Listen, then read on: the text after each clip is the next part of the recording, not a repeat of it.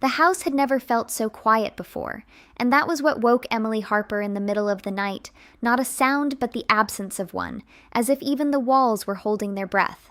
She lay still in her bed, eyes closed at first, trying to drift back to sleep, telling herself it was nothing, just another restless moment. But then she heard it, a soft, slow creak that didn't belong to the usual rhythm of the house, and her eyes opened gently, adjusting to the faint light slipping in through the curtains, her heart beginning to beat a little faster as she listened closely. Every small noise suddenly louder than it should be, every shadow in the room feeling deeper than before. And then she felt it, that strange, quiet awareness that someone else was there, not moving, not speaking, just present, and her breath caught in her chest as she turned her head slightly toward the door, where a figure stood in the dim light, still and almost uncertain, as if they hadn't planned to be seen. For a second, Emily didn't speak, her mind trying to catch up with the moment, to make sense of it without jumping to fear, because fear would only make things worse. And then, in a voice barely above a whisper, she said, "Mark?" And the figure shifted, just enough for her to recognize him, her stepfather, standing there like someone caught between leaving and explaining himself. He didn't step forward, didn't come closer, just stayed near the doorway as if there was an invisible line he didn't want to cross, and for a moment neither of them spoke, the silence stretching thin and fragile between them, until he finally cleared his throat softly and said, "Sorry, Emily, I thought I heard something. Just checking the house." His voice calm, but not quite steady, like he had practiced the words in his mind before saying them, and Emily nodded slowly, though her thoughts were moving faster than she could control, because something about the moment didn't feel simple, didn't feel like a normal check of doors and windows, not at this hour, not in this way. And yet she didn't question him, didn't push, because part of her didn't want to turn a strange moment into something heavier than it already felt. "It's okay," she said quietly, her voice softer now, almost reassuring, and Mark gave a small nod in return before stepping back and gently closing the door, leaving her alone again in the quiet room. But the silence that followed was no longer comforting. It felt different now, filled with questions that didn't have answers, and Emily stared at the ceiling for a long time, replaying the moment again and again, trying to understand what she had seen, what she had felt, and why it stayed with her in a way it shouldn't. She had always trusted Mark, always seen him as someone steady and respectful, someone who had come into their lives and brought stability after years of change. He had never tried too hard, never crossed lines, always giving her space while still being present in a quiet, supportive way, which was why this moment felt so strange, so out of place, like a single wrong note in an otherwise calm song, and she told herself there had to be a simple explanation, that maybe he really had heard something, maybe he couldn't sleep. Maybe it was just bad timing and nothing more. But no matter how many times she tried to settle her thoughts, something small and persistent stayed in the back of her mind, a feeling she couldn't ignore. The night moved slowly after that, each minute stretching longer than it should, and Emily turned onto her side, pulling the blanket closer, trying to force herself back into sleep, but her senses felt too awake now, too alert, and every sound, the ticking clock, the faint wind outside, the settling of the house, felt sharper, more noticeable, until eventually she closed her eyes again, not because she felt calm, but because she was too tired to keep thinking. When morning finally came, the sunlight slipped into her room as if nothing had happened, soft and ordinary, and for a brief moment, Emily wondered if she had imagined it, if the whole thing had been a dream shaped by a restless night, but deep down she knew it wasn't, the memory too clear, too real. And as she sat up in bed, brushing her hair back and taking a slow breath, she felt that same quiet unease return, not strong enough to alarm her, but strong enough to stay, like a question waiting patiently to be answered. And as she got ready for the day, moving through her usual routine, she couldn't shake the feeling that something in the house had shifted. Not in a loud or obvious way, but in a quiet, almost invisible way that only she seemed to notice, and that thought followed her as she stepped out of her room into the hallway and toward a morning that looked exactly the same as every other, but didn't feel the same at all. Morning arrived with a soft glow through the kitchen window, but Emily Harper felt none of its warmth as she sat at the table, her hands wrapped around a cup of coffee that had already gone cold, her thoughts still caught in the memory of the night before, replaying the quiet creak, the still figure, the careful voice, and no matter how many times she tried to push it aside, the feeling remained, subtle but persistent, like a shadow that followed her without making a sound.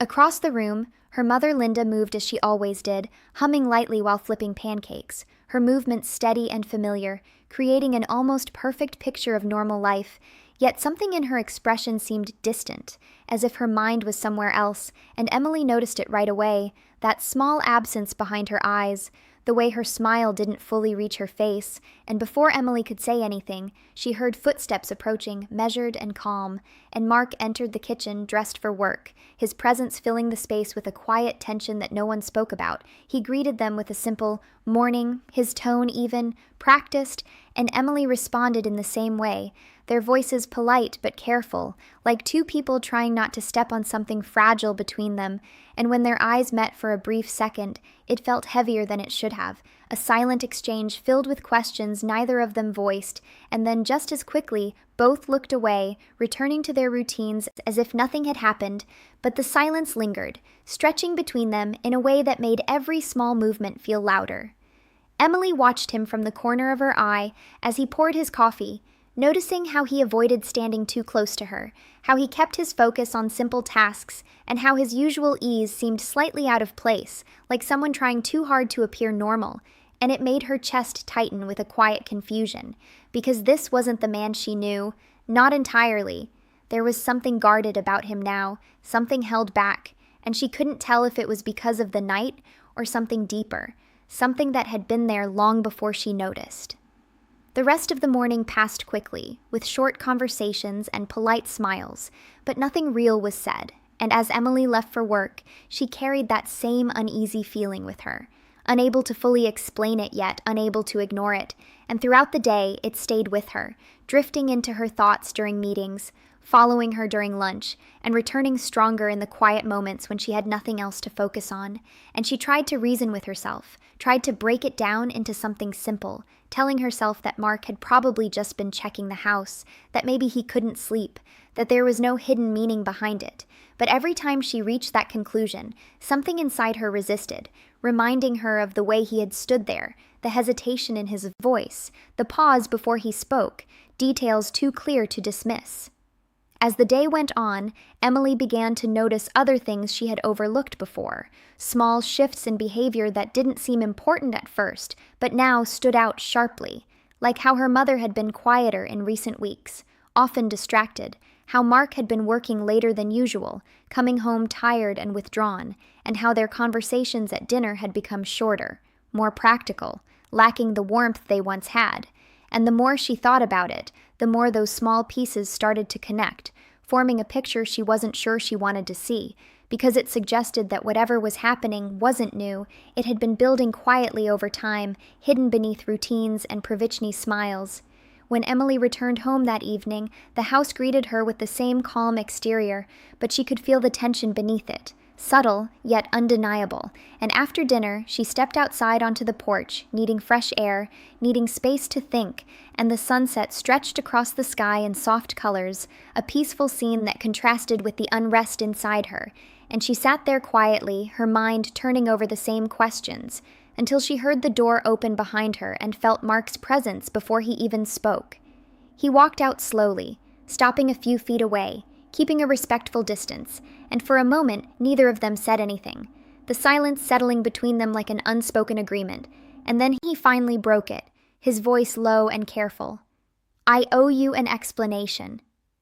And Emily's heart skipped, her attention sharpening as she turned to look at him, sensing that this was the moment when everything would finally make sense, when the confusion would be replaced with truth. But before he could say anything more, Linda's voice called from inside the house, clear and urgent. "Mark, can you come here?"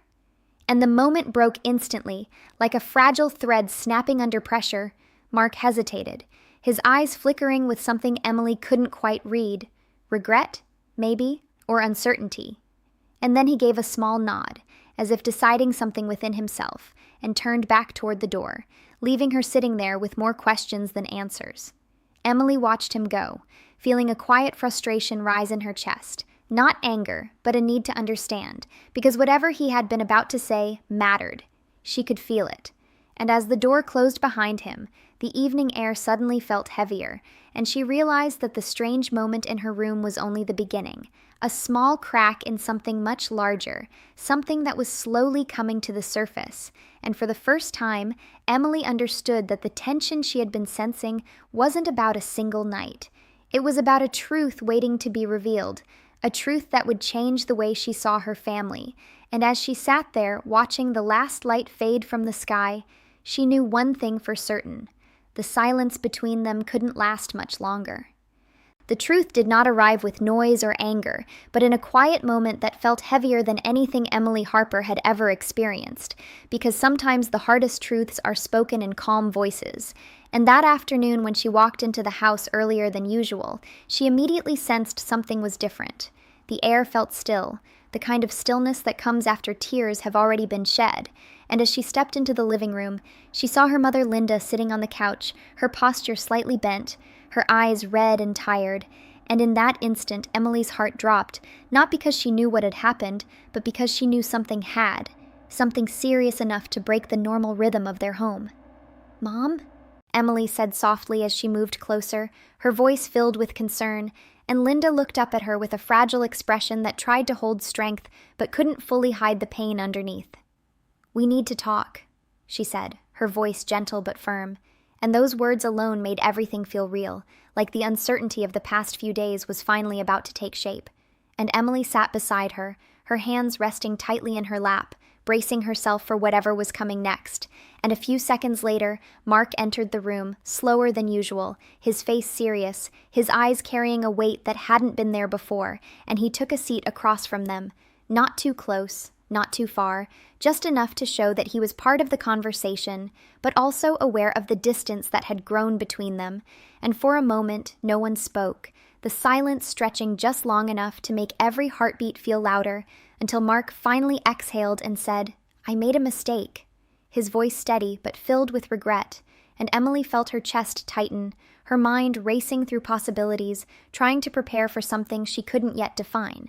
But what he said next shifted everything in a way she hadn't expected, because it wasn't about her. It wasn't about that night in the way she had feared. It was something deeper, something that had been quietly building long before that moment. Mark explained that over the past several months, things between him and Linda had changed. Not suddenly, not in a dramatic way, but slowly, almost unnoticed at first. Conversations became shorter, time together became less meaningful, and the connection they once shared began to fade under the weight of daily stress and unspoken feelings. And as he spoke, Linda listened quietly, her expression showing both pain and understanding, as if she had already lived through these words long before they were spoken out loud. And then Mark admitted that during this distance, he had grown close to someone else at work, a colleague named Rachel, and as he said her name, he didn't look up, his eyes fixed downward, his hands clasped tightly together, and he explained that it had started with simple conversations, shared frustrations, moments of connection that felt easy compared to the tension at home. And over time, those moments became something more emotional, something that crossed a line even if it never became physical.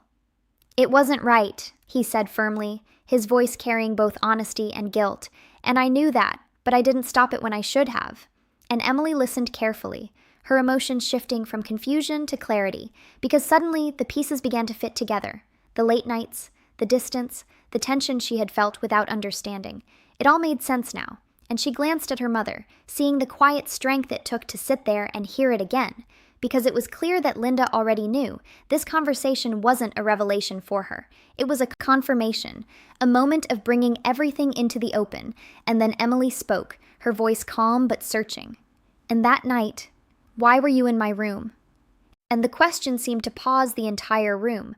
Mark looked up briefly, before lowering his gaze again, as if the memory itself was difficult to face. "I couldn't sleep," he admitted. "I felt overwhelmed, guilty, like everything was closing in on me, and I started walking through the house, just trying to think, trying to figure out what to do." He paused, choosing his words carefully. "When I passed your room, I thought I heard something, maybe a noise, I don't even know, and I opened the door without thinking. I shouldn't have. It was careless, and I'm sorry." His voice softened at the end, carrying a sincerity that Emily could feel, and as she listened, she realized that the moment she had built up in her mind, the moment that had filled her with unease, was not what she had feared. It wasn't about her at all. It was about a man lost in his own mistakes, searching for clarity in the middle of a difficult situation, and for the first time since that night, Emily felt the tension inside her begin to ease, not completely, but enough to replace fear with understanding, and the room fell quiet again. But this time the silence felt different, not heavy with uncertainty, but filled with truth. And Linda finally spoke, her voice steady despite the emotion behind it. "We're trying to work through this," she said, not just to Emily, but to herself as well. And Emily nodded slowly, taking it all in, realizing that what she had sensed wasn't a single moment out of place. It was the reflection of something much larger, a relationship struggling under the weight of distance and choices. And as she sat there between them, she no longer felt like an outsider to a strange situation. She felt like someone witnessing a turning point, a moment where everything hidden was finally brought into the light. And even though it wasn't easy, even though it carried pain, it also carried the possibility of something else, something better. Because sometimes the truth, no matter how difficult, is the only way forward. And as Emily looked from her mother to Mark, she understood that their story wasn't ending. It was changing, and that change had begun long before that quiet night, but now, at last, it had a voice. The days that followed did not bring instant peace, but they brought something more honest, and for Emily Harper that honesty felt unfamiliar at first, because the house she had always known as calm and steady now moved at a slower, more careful pace, as if every word and every action mattered more than before, and in the beginning she didn't know where she fit into it. She stayed quiet, observing from a distance as her mother Linda and Mark tried to face what had been broken between them. There were no loud arguments, no dramatic scenes, just long conversations behind closed doors, soft voices in the evenings, and the kind of silence that comes when people are trying to understand each other instead of avoiding the truth. And Emily noticed how both of them had changed in small but meaningful ways. Linda no longer hid her feelings behind routine. She spoke more openly, even when it was difficult, and Mark, who had once seemed so certain of himself, now carried a quiet humility, as if he was learning how to rebuild trust step by step, and though the tension had not fully disappeared, it had shifted into something less confusing and more real, something that could be worked through instead of ignored. Emily found herself spending more time alone at first, taking walks, sitting by her window, thinking about everything that had happened and everything she had misunderstood, because she realized now how easy it is to let one moment shape a whole story in your mind, how quickly fear can grow in the absence of truth, and slowly she began to let go of that fear, replacing it with a clearer understanding of the people around her. They were not perfect, they were not unbreakable, but they were trying, and that effort mattered more than she had expected. One evening, as the sun dipped low and painted the sky in soft shades of orange and pink, Emily sat on the couch, flipping through a book she wasn't really reading when Linda came and sat beside her, close enough that their shoulders touched, and after a quiet moment, Linda reached for her hand, her touch gentle but steady. "I know this hasn't been easy for you," she said, her voice warm yet filled with emotion, and Emily looked at her, seeing not just her mother, but a person who had been hurt and was still choosing to move forward. "I didn't understand at first," Emily admitted softly. "I thought something was wrong in a different way," and Linda nodded as if she understood exactly what Emily meant without needing more explanation. "Sometimes we only see part of the picture," she said, "and our minds try to fill in the rest. But love is more complicated than that." She paused, squeezing Emily's hand gently. "It's not about never making mistakes. It's about what you choose to do after them." And those words stayed with Emily, settling deep in her thoughts as something simple yet powerful, because she could see it now in the way her mother and Mark interacted. They were not pretending everything was fine. They were working through what wasn't, and that made their efforts feel real. Over the next few weeks, small changes began to appear, not dramatic shifts, but quiet signs of healing.